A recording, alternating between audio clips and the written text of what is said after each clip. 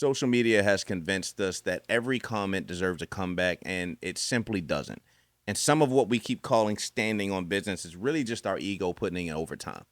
Because let's be honest, sometimes the business requires silence. Sometimes the strongest response is actually restraint.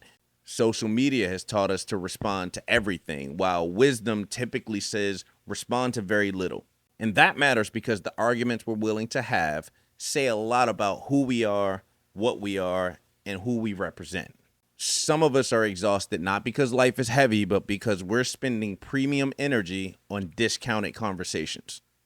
Every disagreement does not deserve our presence. Every opinion does not need our response. And every person who misunderstands us does not need an explanation.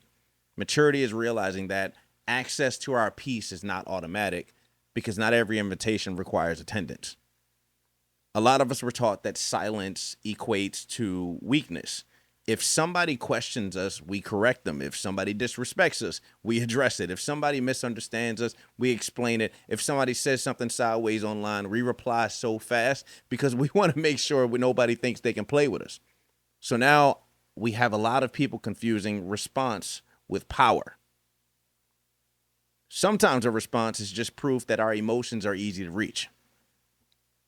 And that's where we have to be honest. A lot of us are not responding because we need to. We're responding because our ego became uncomfortable. We're responding because we want to be seen as smart, or we want to be more understood, or we want people thinking that, hey, we can't play with that person. But maturity asks a better question.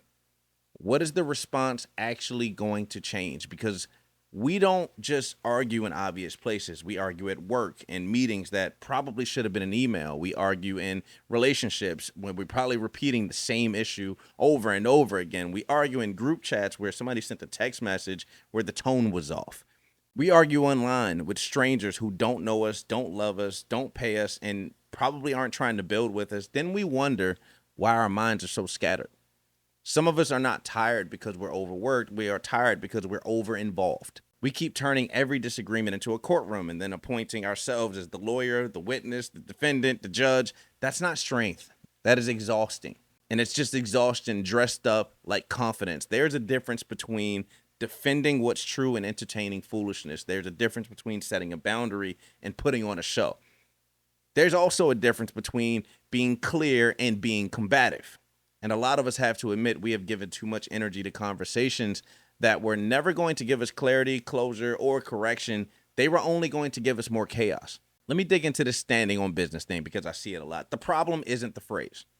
We should have standards. We should have boundaries. We should have conviction. We should know what we stand for. But for some of us, standing on business is really just being in our feelings. We're not always protecting a standard. Sometimes we're protecting an image. We're not always creating clarity. Sometimes we're just making sure that nobody thinks we can be played with. That's not being direct. That is being defensive with better branding. Standing on business should say, here is my boundary. Ego shows up and says, let me make sure you know I'm not the one. Because when ego is putting in overtime, we start treating every moment like a public relations crisis. Somebody says something sideways, we need to issue a statement. We got to defend the brand. Now we have to prove that we're being solid. But real confidence doesn't need constant confirmation. Real confidence does not need to perform strength at every opportunity. Real confidence says, I know who I am, I know what I stand for, and there's no need for me to perform to show that at every turn. Here's the dangerous part. If we spend too much time fighting battles beneath our standards, people start to think that our standards are negotiable. People start learning that access to us is a lot easier than they thought. Access to our energy is easy, access to our emotions, access to anything within our vicinity. And that matters because every unnecessary argument teaches people how to handle us. If disrespect gets a paragraph, people learn that disrespect gets access to you. If pettiness gets a performance, people have now learned that pettiness gets attention. If confusion gets constant explanation, people learn that confusion keeps us engaged. It's what the conversation pulls us away from that's the challenge. If it pulls us away from focus and discipline and peace and growth, that's an issue. And some of us are trying to become more effective while staying emotionally available and irrigating things that irritate us. That does not work. We cannot build at a high level while responding to low level interruptions. And if you're still in that bag where you feel like you need to win, some arguments we win and we still leave feeling smaller. We got the last word, but we lost our rhythm. We proved the point, but we lost some peace. We won the exchange, but lost the version of ourselves we were trying to become. That's not a win. That's a lot of wasted energy. It's an expensive lesson, and some wins cost a lot. And at some point, you have to ask yourself, am I trying to win this argument or am I trying to stay whole? Because those are not always the same thing. Pardon me, y'all. I might be in my bag a bit, but some of us are truly addicted to being understood. And I say addicted because it does something to us. We start needing people to know our heart. We need people to know our intention. We need people to know that what we meant was this. And look, I get it. I get it, because being misunderstood is extremely frustrating. I've been there, especially when we know our heart was clean, our intentions were pure, especially when somebody takes one piece of what we said and builds a whole narrative and version of us that's not true. That should and could get under your skin. But misunderstanding is not always an emergency. Sometimes people understand exactly what we said. They just don't like it. Sometimes they understand our boundary. They just liked us better when we didn't have one. Sometimes they understand our growth. They just benefited from who we used to be. Sometimes they understand our silence. They just miss having our reaction. And look, then there's this part. My good sis Bree, she said, stop saying people are acting slow because they might not be acting. And she's right. Some folks are not pretending. Some folks really do not have the range or the maturity or the capacity to meet us at the level of conversation we're trying to have. So we have to stop exhausting ourselves trying to force depth from shallow people. But there's another side to that too. Some people are purposely slowing their pace in an effort to slow us down. They understand enough, they hear enough, they know enough, but if they can keep us explaining, defending, clarifying, and repeating ourselves, they can keep us from moving. And that's where discernment matters, because not every slow conversation is innocent. Sometimes confusion is actually a tactic. Sometimes misunderstanding is them trying to hold on to the leash before you break away. Sometimes the repeated question is not curiosity, it's control. And if we are addicted to being understood, we keep handing our time to people who are confusing us just to keep us close. That's not only expensive, it's dangerous, because some conversations are not designed to bring clarity. They are designed to drain your momentum. And we have to be mature enough to say, I've explained this clearly. I've said this cleanly. I've given this the attention it deserves. And now I have to wash my hands and move on, because you cannot slow me down. Some of us don't want to just be right. We want to be read correctly.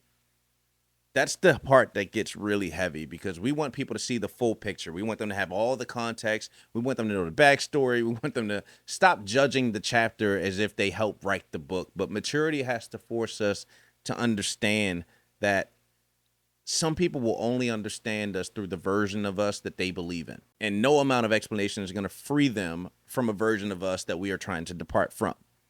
Because those are two very different things. They are holding on to an old version of you that you've already grieved. You have to let them go through their grieving process, and no level of explanation is going to get them there. They have to experience it.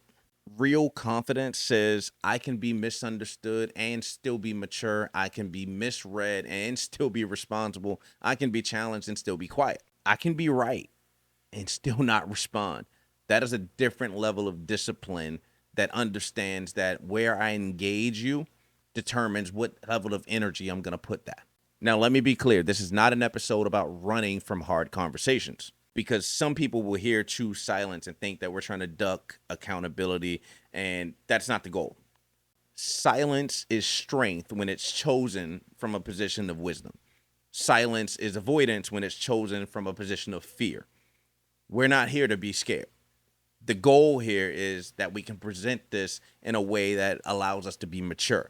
If we're silent because we're scared to tell the truth, that is avoidance. If we're silent because the conversation won't produce anything healthy, that is wisdom in action.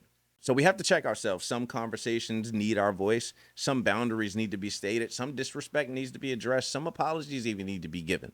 But here's the thing. Not every room, not every moment, not every person, not every comment, not every misunderstanding. Maturity is knowing whether we are being silent because we are disciplined or whether we're being silent because we're scared. That's the audit we have to do on a daily basis.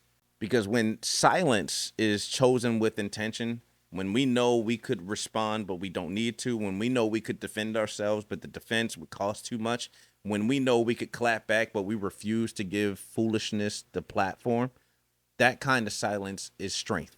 That kind of silence protects your peace. And that kind of silence shows true growth. Look, the framework for this episode is called PACE, PACE. So I try to make these actionable. Let me give 4 quick steps on how we attack moments and determine whether we should engage or disengage. First step in this is pause. Before we react, we have to pause. Not because we're scared, not because we don't have words, but because we need our first response to be our best response. Sometimes our first response is talking from a position of being wounded. Sometimes we're speaking from pride, and we have to stop giving our ego permission to post on our behalf. Pause creates space between what just happened and what's going to happen next. That text can wait, that email can wait, that response on the phone can wait. Everything doesn't have to be urgent. Doesn't have to be urgent. And everything loud is not worth listening to. Sometimes the pause is just the moment that will protect us from doing something that goes against all the growth that you've been trying to lean into. Number 2 is assess.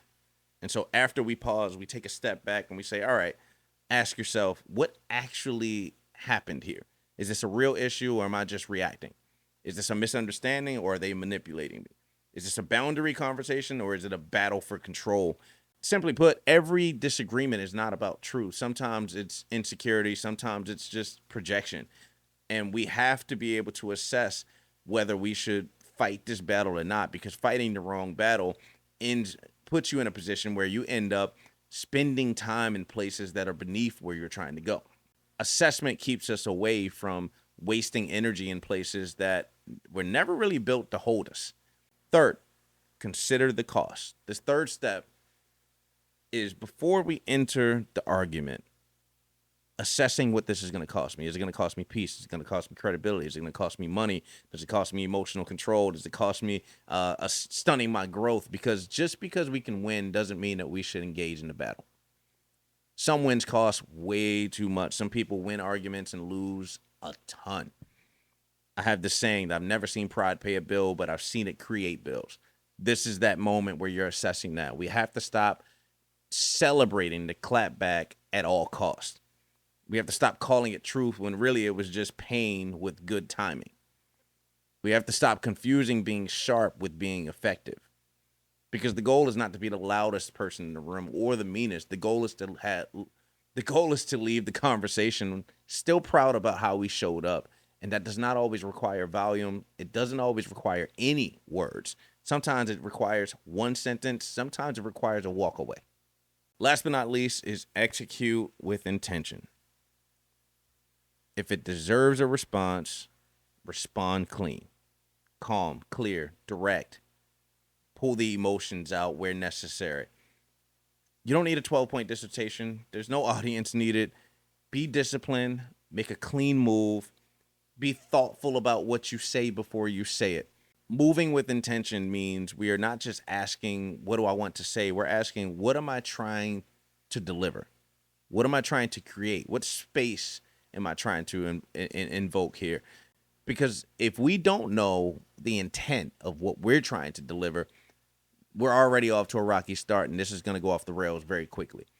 And so again, take a step back. You need to pause, assess, consider the cost, and then you execute flawlessly with intention. And so look, what do we do with this in real life? This week, think about the arguments you're having. Think about the disagreements you're engaging in. Sometimes we're still arguing with people that we've already left that room. They just keep pulling us back into it. Some of us are having imaginary arguments in the shower because we like to argue. Talk to your therapist. You need to deal with that. You should not enjoy arguing. It's not a fun place to do. Fun place to be. It's exhausting, and it is stealing your presence in the life that you're already building. Ask yourself, what are we trying to prove to ourselves by engaging in every single fight that comes our way? If you're constantly fighting, when are you living? Every single battle does not deserve your weapon. And if you use your weapon every single time, people will take advantage of the fact that they know they can pick a fight with you and you'll show up. And so, look, this week, choose one place, just one. That could be a person, that could be a space, work, whatever it may be, that you are just not going to invest energy into. That is going to be a boundary. You don't have to communicate it. You know, between you and you, them, or for some of y'all, them 10 people in your head, you know, between the 10 of y'all in your head, we are not engaging in these things this week. And just take a journal of how that goes for you. We want to spend time in places that are going to push us over the hump. We don't want to spend time in places that drain us. And so, as a reminder, some of us think that power looks like having the last word. But real power is knowing when we no longer need it. Not every invitation requires an attendance. Not every challenge deserves a champion. Not every argument deserves our peace. Sometimes the highest level of confidence is actually restraint. Sometimes the greatest proof of growth is that we don't need to respond. And sometimes the business we needed to stand on is actually silence. So here's the question. What would we change in our lives if we stopped defending ourselves to people committed to misunderstanding us? Because peace is expensive and not everybody can afford access. We do not have to attend every argument to prove that we are built like that. Sometimes growth is finally becoming unavailable for the things that used to control us. Look, I appreciate y'all tapping in for another episode of Champagne Convos. Cheers.